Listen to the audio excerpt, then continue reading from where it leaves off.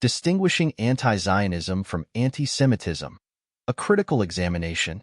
The conflation of anti-Zionism with anti-Semitism is a contentious issue that demands careful examination.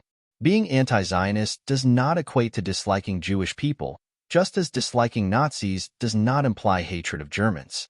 This distinction is essential for fostering nuanced discussions about political ideologies, historical contexts, and the ethical dimensions of nationalism and statehood. Understanding anti-Zionism. Anti-Zionism refers to opposition to the political ideology of Zionism, which advocates for the establishment and maintenance of a Jewish state in historic Palestine.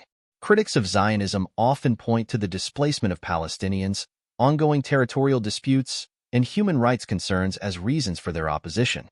Importantly, anti-Zionism critiques a political project, not a religious or ethnic group. Jewish communities worldwide encompass diverse views on Zionism.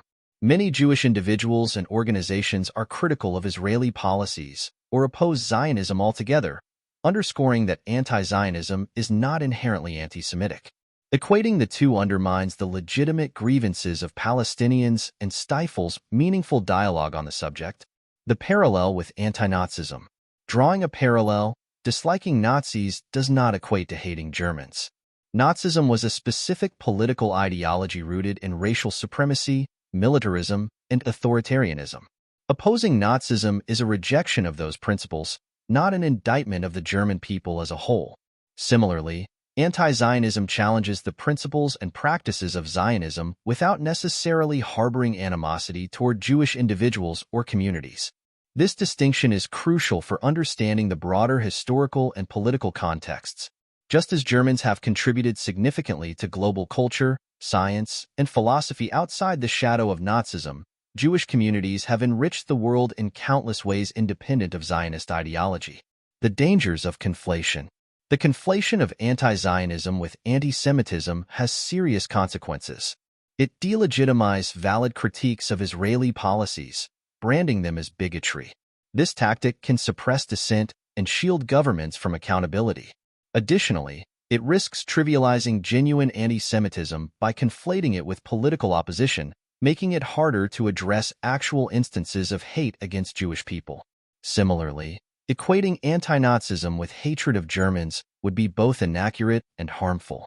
It would ignore the efforts of countless Germans who resisted Nazism and contributed to rebuilding a democratic and inclusive society after World War II. Promoting nuance in discourse. To foster productive discussions, it is essential to distinguish between opposition to political ideologies and prejudice against ethnic or religious groups. Critiquing Zionism or Israeli policies should not automatically be labeled as anti-Semitic. Likewise, opposing Nazism should not be misconstrued as anti-German sentiment. Promoting this nuance requires a commitment to open dialogue, historical awareness, and a rejection of oversimplified narratives.